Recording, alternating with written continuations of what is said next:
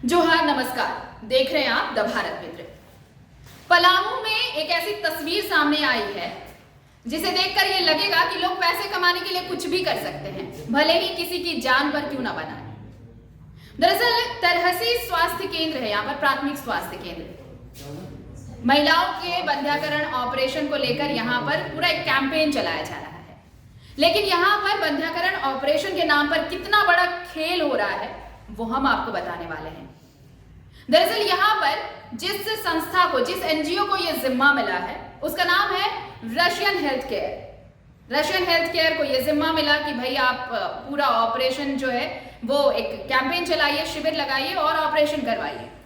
लेकिन उसके नाम पर जो दवाएं महिलाओं को दी जा रही हैं और उन दवाओं के बदले जो अवैध वसूली हो रही है, ये पूरा खेल यहाँ पर बड़े आराम से चल रहा है। और इसलिए चल रहा है क्योंकि बड़े साहब से लेकर छोटे कर्मचारी तक सब इसमें मिले हुए हैं। किसी को कोई फर्क नहीं पड़ता कि अगर जो दवाएं महिलाओं को दी जा रही हैं अगर वो गलत हुई तो उसका क्या असर होगा। ये तो छोड़िए जनाब, वो दवा सही हो गलत हो दी तो जा रही हैं, लेकिन ऐसी ही दवाओं के लिए पैसे भी लिए जा रहे हैं। पूरी तस्वीर पहले हम आपको दिखाना चाहते हैं। देखिए पलामू से ये रिपोर्ट। ये बंध्याकरण ऑपरेशन प्लान है या मनी मेकिंग प्लान? ऑपरेशन के बाद महिलाओं को कौन सी दवा दी जा रही है?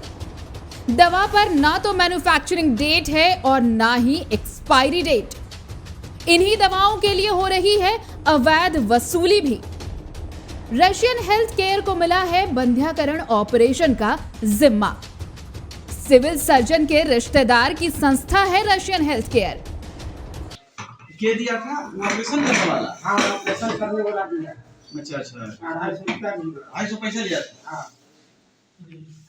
सब देखिए तो इसमें डेट उठ है कि नहीं देखिए। इसमें तो डेट नहीं है, नहीं बैच नंबर लिखा है, नहीं एक्सपायरी डेट है। ये तो गलत बात है, ऐसा नहीं होना चाहिए। ये तो गलत नहीं इसमें एक्सपायरी डेट है, नहीं बैच नंबर है, नहीं मैन्युफैक्चरिंग डेट है, कुछ नहीं है। ये है क्या? कैसी दवा है? इस पर कोई तारीख भी नहीं लिखी है। चौंक गए ना आप? चौंकिए मत, ये सच्चाई है। पलामू के तरहसी प्राथमिक केंद्र में महिलाओं के बंध्याकरण ऑपरेशन के बाद यही दवा उन्हें दी जा रही है और इसके बदले में पैसे भी लिए जा रहे हैं। अब आप पूछेंगे कि ये सब हो क्या रहा है? तो भैया, कहावत है ना कि सैया भये कोतवाल तो डर काहे का। वही सब यहाँ भी हो रहा है। ये जो रशियन हेल्थ केयर वाले हैं वो सिविल सर्जन के करीबी हैं, तो रिश्तेदारी में तो चुप्पी सबसे बड़ी ताकत होती है, सो वो चुप हैं। अब बड़े साहब चुप हैं तो चिकित्सा पदाधिकारी कैसे बोलेंगे? खेल तो देखिए, प्रभार लेने के बाद 3 साल में चिकित्सा प्रभारी एक दिन भी अस्पताल नहीं पहुंचे हैं। और एक और बड़ी बात कि इस खेल को बड़ा करने के लिए तरहसी के फार्मासिस्ट अशोक कुमार को मनातू सामुदायिक स्वास्थ्य केंद्र भेज दिया गया, जबकि मनातू के फार्मासिस्ट राजेंद्र कुमार को तरहसी प्राथमिक स्वास्थ्य केंद्र में रखा गया है ताकि दवा की हेराफेरी और पैसों की अवैध उगाही की जा सके। तो कुल मिलाकर ये कि भाई अब सब मिले हुए हैं, पैसा कमा रहे हैं, और अगर कोई इसमें पिस रहा है तो वो जो बिना डेट वाली दवाई के लिए पैसे जुगाड़ कर दे रहा है, यानी पब्लिक, यानी जनता, यानी हम और आप। द भारत मित्र के लिए पलामू से चंद्रदेव प्रजापति की रिपोर्ट। पूरे मामले पर ज्यादा जानकारी के लिए हमारे साथ जुड़ रहे हैं हमारे सहयोगी चंद्रदेव प्रजापति। सीधे उनके पास चलते हैं। चंद्रदेव, क्या ये जो एनजीओ है रशियन हेल्थ एंड केयर, रिश्ता कहा जा रहा है कि सिविल सर्जन के रिश्तेदार हैं ये, और शायद यही वजह है कि ये पूरा खेल चल रहा है बड़ी आसानी से? पलामू जिले में स्वास्थ्य विभाग द्वारा 3 संस्थाएं को संचालित किया जा रहा है। एक रशियन हेल्थ केयर के नाम शामिल है, जिन्हें बंध्याकरण और नसबंदी का जिम्मा मिला है, और यह सब देखरेख सिविल सर्जन के देखरेख में किया जा रहा है। इसमें बड़े पैमाने पर लापरवाही बरती जा रही है। स्वास्थ्य विभाग के आला अधिकारी इस मामले में पूरी तरह से चुप्पी साधे हुए हैं और पूरे तरह से अवैध वसूली की धंधा भी इसमें बड़े पैमाने चल रहा है।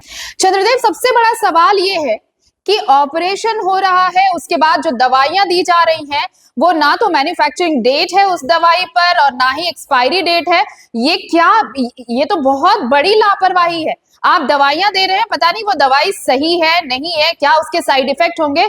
और सबसे बड़ी बात तो ये दवाई भी ऐसी जिसका कोई अता पता नहीं, लेकिन उसके एवज में वसूली भी हो रही है। ये खेल चल क्या रहा है? यह सच बात है कि बंध्याकरण ऑपरेशन में अवैध धंधा की जा रही है। इसे साफ तौर पर पता चलता है यह धंधा पूरी कमीशन का खेल है।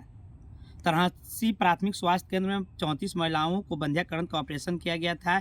इसमें महिलाओं को सिर्फ गलत दवा ही नहीं दिया गया, उनके परिजनों से अवैध वसूली भी किया गया।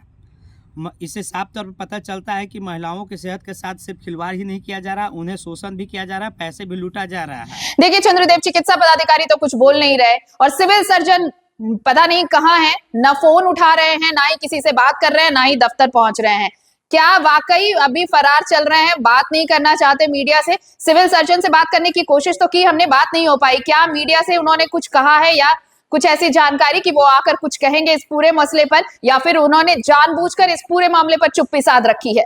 जी, इस पूरे मामले में जब मैंने चिकित्सा प्रभारी से संपर्क किया तो उन्होंने कहा कि आप इस संबंध में सिविल सर्जन से बात कर लें। जब मैं इस संबंध में सिविल सर्जन से पक्ष लेने के लिए जब उनके कार्यालय गए तो उन्होंने कार्यालय से लापता मिले, जिसके कारण उनसे हम संपर्क नहीं कर पाए।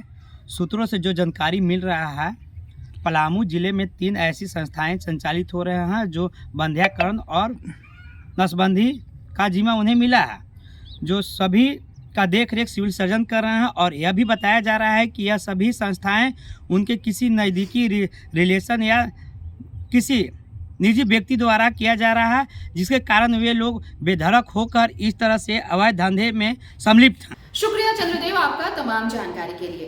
तो ये तस्वीर देखकर आप समझ गए होंगे कि यहाँ पर कितना बड़ा खेल चल रहा है।